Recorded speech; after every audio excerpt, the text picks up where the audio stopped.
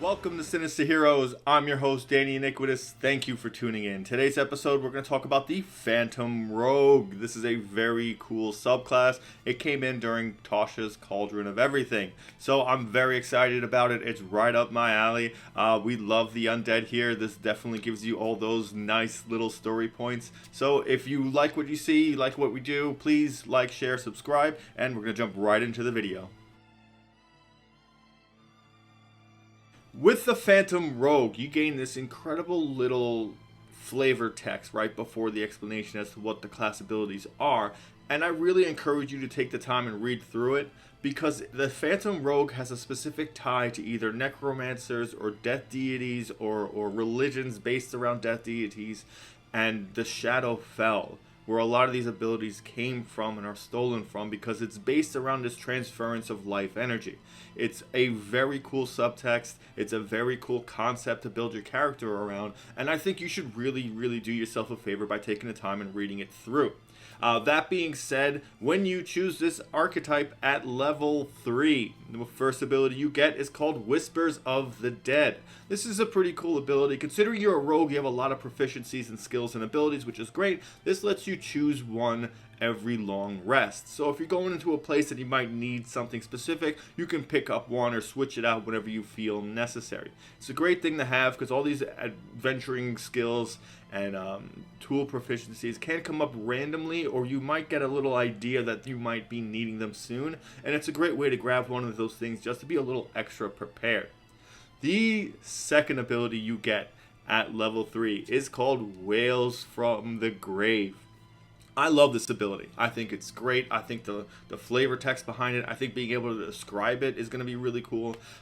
So at third level, as you nudge someone closer to the grave, you can channel the power of death to harm someone else as well. Immediately after you deal your sneak attack damage to a creature on your turn, you can target a second creature that you can see within 30 feet of the first creature and roll half the number of sneak attack die for your level, and you round that up, and the second creature takes necrotic damage equal to that roll's total, as Wails of the Dead surround them for a moment. This you can use a number of times equal to your proficiency bonus, and you regain all uses when you finish a long rest. This is cool because it's the only real ability that lets you deal like 2 attacks as a rogue that doesn't cost you some sort of other action. It's great because it helps mitigate the amount of other enemies you're attacking. Say you're in a group where there's like a hobgoblin and some other goblins around. Hit the hobgoblin, get your sneak attack, and then you can pop this, and then you can probably even kill a goblin or something, or do a pretty decent amount of damage to it. And it's bonus damage. It's basically for free, and you really don't have a lot of other things that are going to be using this resource at this time, so feel free to use it. You know, early on you only get 2 or 3 uses a day, but you want to use it because you want to feel what it's like to be a Phantom Rogue, and it's a very important ability as it grows from the game, the further levels you get into it. At 9th level, you gain access to Tokens of the Departed. I love this mechanic. I think it's very cool. It's fun. It feels great. It makes you feel like a real Phantom Rogue. It's a cool concept. The flavor text behind it really enforces the character. So you can make a number of soul trinkets equal to your proficiency bonus. And what Tokens of the Departed does, as it's written, is when a life ends in your presence, you're able to snatch a token from the departing soul, a sliver of life essence that takes physical form. As a reaction, when a creature dies within 30 feet of you and you have an open hand, you can create a tiny soul trinket. How the trinket looks is up to you and your DM. You can roll for it. There's a couple of options, or you can just create your own. I would personally just make something based on who my character was, or what kind of connections they have to whatever taught them how to be a Phantom Rogue. The really cool thing about the soul trinket is what you can use it for. You can just keep it on you, and it gives you advantage on death saving throws and constitution saving throws, which is great. It helps you with poisons, diseases, and just death saves. You know, I'm overly confident about death saving throws just for no reason whatsoever, because I fail them pretty regularly. But the Constitution saving throws can be a big deal. Most player races do not have any kind of protection from being poisoned except for the Yuan-Ti. Some might have advantage to it, but you don't want to get hit with something like that or a disease that can be really debilitating throughout your campaign. So make sure to weigh the options of destroying your last one if that's the scenario you're in. Secondly, when you deal sneak attack damage, you can destroy one of these soul trinkets that's on your person and then immediately use Wails from the grave without expending a use of that feature. Essentially, if you use this specifically for that ability, you double your ability to use Wails of the grave, and you can repeatedly pick them up as the game continues, as long as you make sure to have your reaction available at these critical moments when a creature dies that you're fighting, because claiming those would be very, very beneficial to you, and it gives you this ability to regularly use Wails from the grave and not hold on to it so much, so it becomes like almost a recycling ability that you're going to get a lot of uses out of as long as you maintain saving these soul trinkets. You can also, as an action, destroy one of the soul trinkets, no matter where it's located. When you do so, you can ask a spirit associated with the trinket one question. The spirit appears to you and answers in a language it knew in life. It's under no obligation to be truthful, and it answers as concisely as possible, eager to be free. The spirit knows only what it knew in life as determined by the dungeon master. This is a cool thing if you're if maybe you're not exactly the person that killed that person or creature, because maybe it might be beneficial. Maybe you might be able to play both sides. Maybe you're witness to it. Say you and the party snuck into a room and somebody killed an important person and ran off. You have the opportunity to create a soul trinket from that moment and then ask who that person was or gain some sort of insight. You have to weigh the weight of that question very hardly against what you want to know. Also, there's no time limit. So you can maintain that and make a specific note that you have that one, and just whenever you use it for another ability, make sure you do not use that one and explain that to the DM. It's a very cool role-playing moment. It can be very precisely utilized, especially if you're not the one who killed them, because the person who got killed would be more inclined to answer honestly. And also, maybe if they're itching to get to their god, maybe they're like an acolyte or something, or a cleric, and they want to go towards their deity and where they've gotten their power from. They're itching to get there. Holding on to that and making them wait a little longer might make them a little bit more impulsive to just answer honestly and get it out, because they know they'll go to where they want to be. It's a very cool concept, and I think a lot of people sleep on this ability because it's not so mechanically oriented, or it's not so clear cut how to use it. Anytime somebody died that wasn't a creature in combat, I would definitely be trying to use this instantly. It would be wildly important for me to grab just a little bit more information, or learn a skill, or learn something, or gain insight into what the DM's planning.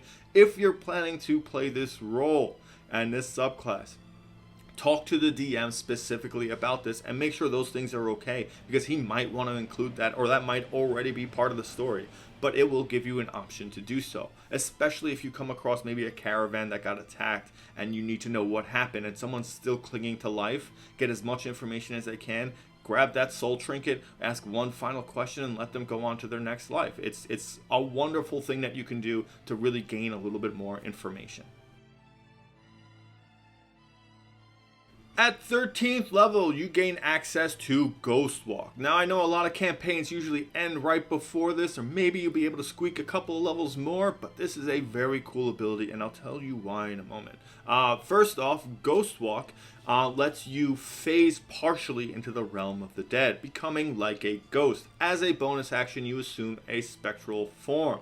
While in this form, you have a flying speed of 10 feet, you can hover, and attack rolls have disadvantage against you. You can also move through objects and creatures as if they were difficult terrain, but you take 1d10 force damage if you end your turn inside a creature or an object. You can stay in this form for 10 minutes or until you end it as a bonus action. To use this feature again, you must finish a long rest or destroy one of your soul trinkets as part of the bonus action to use Ghostwalk. This is very cool. A lot of people would just think about, oh great, disadvantage on attack roll on people attacking me. Awesome, I'll just throw it on whenever I'm in combat, because why not? Give it a chance, you know? And that's cool, and that's great. I think offensively there's something a little hidden in there, and you'll learn about this in just another level when you get blind sense. At level 14 as a rogue, you get blind sense, so you can tell if anything moves within 10 feet of you. Now, this is really where Ghostwalk comes in. On top of the infiltration ability to fly, to hover, to go through walls, and to sneak out, and the coolness of putting on this spectral form of, I mean, I take it on as looking like a banshee or like a wraith or something like that, where like you're just a flowing ethereal form and you're like scary as all hell. But at level 14, which is right after this, you get blind sense. So in combat, I mean, I'd be kind of that guy, and I would attack something and I would just go underground. I'd take the 1d10 force damage because you're at level 14. You know, it's not that much damage, and you might roll low on it. You know, benefits of getting less than 5 damage is pretty apparent. Plus, not being able to get hit by anything. And since you have blind sense, if that creature moves, you can use your reaction to attack again. And since it's an attack not on your turn, you get to apply sneak attack damage to it again. It's a great way to stay out of danger. It's a great way to use the ability. Plus, it's cool to pop out of walls and stuff and stab something and then go right back into it. It's very exciting. You gain a lot of cool abilities from a lot of cool concepts of what your character is like when you get to do things like that. And being able to turn into a ghost and be still that sneaky rogue that stabs from the dark. It's awesome. It feels good. And because of your blind sense, it gives you 10 feet to be able to tell that and determine that. It's exciting. It's a great way to work it in. It feels cool because you want to be that rogue that hides in the shadow and just that does that one strike and then disappears again. But it's even cooler when you're a phantom and you can jump out from a wall, murder something, and hide back in, because it's just so much better. I think it's great. I think a lot of people who get to this level are really going to have a lot of fun using this, and it's a great way to recycle those soul trinkets, to really make it important to keep combat going, to keep souls dying around you, and that builds this like hunger for souls, which fits so great into the background of what this character is and this subclass is. It ties in so well, and I love how the abilities work like that. At level 17, you gain Death Knell. This is your capstone ability. When you gain level 17, your association with death has become so close that you gain the following benefits. First, when you use your Wails from the grave, you can now deal the necrotic damage to both the first and the second creature. And at the end of a long rest, a soul trinket appears in your hand if you don't have any soul trinkets, as the spirits of the dead are drawn to you. What is really important to know is that your sneak attack damage does 9d6 at level 17. Wails from the grave would give you half of that rounded up. So that's an additional 5d6 added up to 14d6 whenever you use your Wails from the grave. Now, that would just be towards your first target. Your second target would still get 5d6. But understand that it increases your sneak attack damage by half, by 50%, which is huge considering how many times you can use it at this point. Again, this is one of those abilities you don't want to be waiting for. You know, you want to use it and use your reaction to keep gaining them so you maintain a very high number of availability. So when you do find that big bad, you can just drop them all. 14d6 per turn for a couple of turns is an insane amount of damage. You add on to this that you can hide yourself with Ghostwalk pretty efficiently, and you are wildly dangerous. You are so inherently difficult to A, damage because of the disadvantage on attacks against you, B, the insane damage per turn you can delve out. You can also use this range. You can use this with other party members around you as long as you gain that sneak attack. You can hide in an object and then pop out and do that and still gain the advantage because you're an unseen attacker and lay out this sneak attack almost consistently. And at this point, your proficiency modifier is probably 5 or 6. Add that onto the 6 you already have. So 12 turns of dealing that is wild. If a combat would ever last that long, you would feel incredible. Because you can just keep main damaging that one big bad and using that secondary to just keep dropping all the additional add-ons or whatever other creatures are there, and it effectively works really well. My final thoughts on the Phantom Rogue are incredible. I love this subclass. This is definitely my favorite rogue. It fits that like dark, creepy, like if you're gonna play a Reborn and a rogue, this would be the one to do. It fits so well. It's so dark, it's so evil, it's creepy. You have this impulsive need to just have death all around you. If you're gonna play an evil party, I would say Phantom Rogue, Oathbreaker, Paladin, and Necromancy Wizard, and that is a trio that is just so perfect and juicy.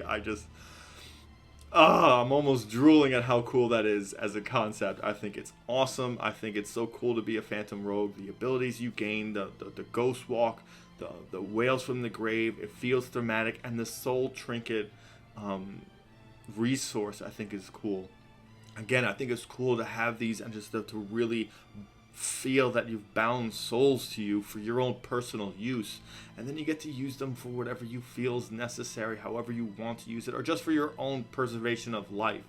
It's awesome. It feels very cool. It feels thematic. It builds upon itself in a way that makes you feel like you're becoming this, like you started out as this almost undead, like just working for a death deity like Necromancer's second in command or whatever, and you've just grown with these dark powers, and they really molded you and caused you to gain this like subtle hunger and subtle desire for certain things where it almost seems like as long as there's death around you, you're thriving. And that's a really cool concept. It makes you hunger for battle. It makes you hunger for all these dark moments. And it makes you want to pursue these dark ambitions that will bring you more soul trinkets for you to use for whatever reason you want. I think it's great. I think it's cool. I think the subtle RP elements of stalking certain people and waiting for them to do some harm to somebody, and then using the soul trinket to learn and to gain information, or even just to find someone that's in a jungle or in a dungeon or something, and just try and gain just a little bit more information. It could really be worth it to just try it regularly and just get as much as you can out of some of these things and some of these moments. I think it's a very cool concept. I probably feel like a lot of people really won't use it for that because they might feel like it's not as cool as throwing necrotic damage halfway down the field because of evil's like spirits. Like I get it, it's cool, it's awesome, but don't sleep on all of the abilities. When you're getting the opportunity to use them.